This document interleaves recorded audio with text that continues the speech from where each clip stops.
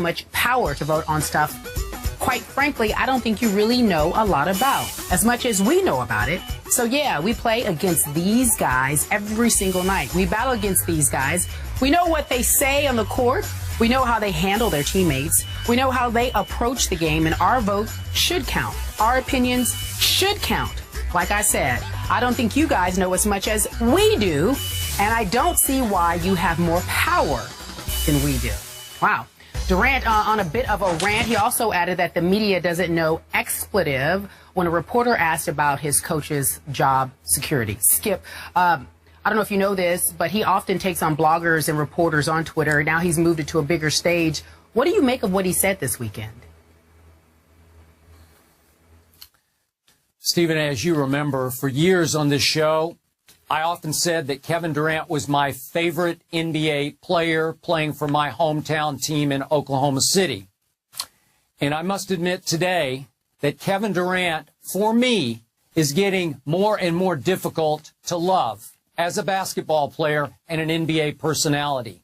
So, Stephen A., here we go again with the split personality that is Kevin Durant, the identity crisis that is Kevin, the contradiction that is Kevin Durant. It just seems like year after year, Kevin struggles to find who he is or who he isn't, or what he should be or what he shouldn't be. We have nice Kevin, then not nice Kevin. We have kind Kevin, then not kind Kevin. Friday, he attacked the credibility, if I'm going to get this straight in my head, the credibility of the media voters who just last year voted Kevin Durant the MVP of this league. That's hard for me to compute. And it reminded me, as you'll remember, Stephen A., of something that happened to me personally with Kevin, 3 years ago, when I'd often said on this show that I criticized Russell Westbrook for taking too many shots that my guy, Kevin Durant, should be taking. And then Kevin blasted me for blasting his teammate Russell. And I guess I get, well, he's defending his teammate, but it's at the expense of the guy who said for years, favorite player, and all the way back to his freshman year at Texas, I predicted that he would win multiple NBA scoring titles. So it felt to me like he's biting one hand that feeds him. And then last year, we had him switching all the way over from the not nice Kevin Durant shoe commercial to creating the website that is strongandkind.com, because he wanted to change the perception that nice guys finish last, that he said nice guys can finish first.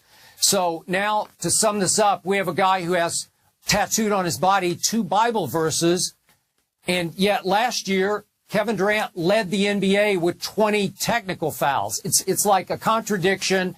I'm a little lost here because, frankly, Stephen, I think Kevin Durant's a little lost. Well, since you've acknowledged that you're a little bit lost, allow me to try and enlighten you. Number one, I don't really have too much of a problem with Kevin Durant taking the position that he took on its surface, but you'd be surprised as to why I feel that way. First of all, you have to consider the fact that, once again, just like when he came after you because you basically attacked Russell Westbrook in his eyes, the same could be said for the media who's brought into question the resume of a Scott Brooks. Now, all of us have speculated whether or not Scott Brooks is going to last long at Oklahoma City. But if I'm Kevin Durant, I certainly don't have a problem with Scott Brooks. This is a man that over the last 4 years has taken them to 3 conference finals appearances, 1 NBA finals appearance, and the other time they didn't make it. They went to the Western Conference semifinals. So you look at that, combined with a resume that religiously records over 50-plus win seasons, with the exception of the lockout shortened season for 66 games in which he won 47 of those games. From a record perspective, there is no reason on earth to bring into question the credibility of a Scott Brooks. Nevertheless, it is something that happens religiously, and Kevin Durant, the reigning league MVP, who starred in Scott Brooks' first season as the head coach, first full season as a head coach, Kevin Durant averaged 30 for this man on 20 shots a game. And so when you look at it from that perspective, he's absolutely right to come to the defense of his coach. That's point number one. Point number two, He's a guy that is class personified. You can say what you want about Kevin Durant with the 20 technical fouls and all of that stuff, but I go considerably deeper than that. I think about a guy who's universally recognized as one of the top 3 players in all of the NBA, who conducts himself like a model citizen, who's a fabulous ambassador for the game of basketball. He loves the game of basketball, wants to play all the time, tries to do things the right way. You don't hear about any nonsense concerning him off the court, not once. This guy's reputation is absolutely positively impeccable as a human being. So all of those things being considered, him being 26 years of age, being as flawless and impeccable as he is as a person when it comes to off-the-court behavior, coming to the defense of his teammate, Russell Westbrook, his coach now, Scott Brooks, I think it's something to be commended for. Now, from a macro perspective, I will say this.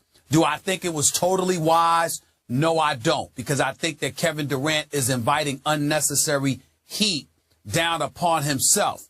But the number one reason I like it, Skip, despite everything that I just brought down, that I just broke down, the number one reason I like it is because Kevin Durant gave us some insight into how most, if not all of these dudes, in not just in the NBA, but professional sports feels about the media. I like that. I like the fact, my attitude is if we're at war, say we at war. If, call a spade a spade. Let's get it on. It's not a problem. I love the fact that he was honest enough to say what he said, because if he is willing to speak out and say what he said, could you imagine what these other dudes feel, despite smiling in folks' face, despite engaging in PC and just saying the right things? No, Kevin Durant saying, look, this is how I feel, and I guarantee you, most of the guys that's in this league feel exactly the way that I do, because they do feel victimized. They do feel a lot of these things. And most of the time, it's grotesquely unfounded. They got a lot of damn nerves feeling that way. But you'd never know if they listen to spin doctors and what have you, always telling them to just say the right things to get through the moment. Kevin Durant is saying, I'm a grown man. I'm 26 years of age. You know my character. You know what I stand for. But I'm entitled to feel what I feel, and I'm going to be honest enough to say it. I thank him for that.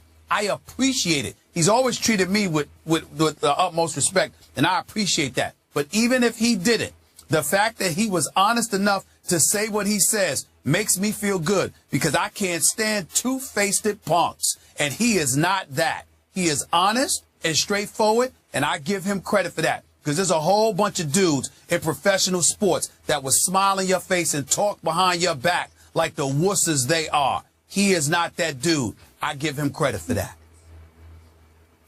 Okay. You give him credit for that, but how in the previous breath could you call him an NBA ambassador? That wasn't an ambassador thing to say, both on Friday or Saturday, attacking the media both days. Ambassadors are not always flawless. There are imperfections in every human being. This was not a perfect moment by Kevin Durant. I will openly admit that. But if you asked me, not just as a player, as a person, I'm talking all time. You can pick any era that you want. You can pick any sport that you want. You give me the top 5 overall individuals on the court, off the court. Greatness on the court or field of play. Greatness off the court or field of play. I'm picking Kevin Durant as a top 5. This dude does not get into trouble. He doesn't act silly. He doesn't engage in childishness or whatever. He feels the way he feels. It comes from a genuine place, Skip. He's coming to the defense of his coach. We might not agree with how he handled it this past Saturday, but by and large, his resume is pretty impeccable. I take him any day of the week. He can start for my franchise. Okay, I get that, but let's separate person from player. Stephen A., when I talk to guys I know, GMs, personnel people, coaches around the league, everybody's talking now about, wow, will Scott Brooks survive if they don't get to the NBA Finals this year? Do you hear that from people? I think it's a legitimate question to ask Kevin. He doesn't have to kill the messenger who asked that question. But he believes it's illegitimate. he doesn't believe any legitimacy should be to it. And when a reporter asked him the question, maybe Kevin Durant would have said, them GMs, those executives, those coaches don't know what the hell they're talking about too. If the reporter had specified, look, around the league, this is what they're saying about your coach. I took it more as him coming to the defense of Scott Brooks than him lambasting the media. Again, it wasn't wise for him to do. I think that now he's put himself under a microscope, and if he slips up, he's going to see a different side, because a legitimate argument can be made that nobody has been treated, very few people rather, have been treated better than Kevin Durant by the media. The media has clearly been incredibly kind to Kevin Durant. So him of all people saying that, I get it.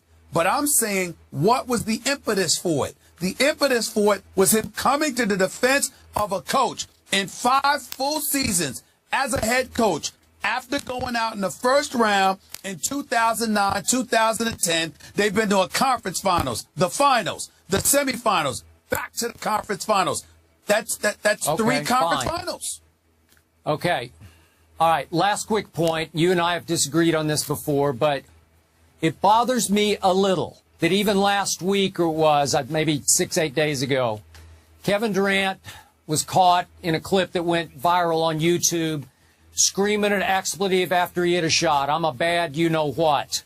And again, you can say, oh, that happens all the time. But trust me, LeBron wouldn't yell that. Tim Duncan wouldn't yell it. Chris Paul wouldn't yell it. Steph Curry wouldn't yell it. And yet you're putting Kevin Durant on a pedestal here that I don't think he quite belongs on.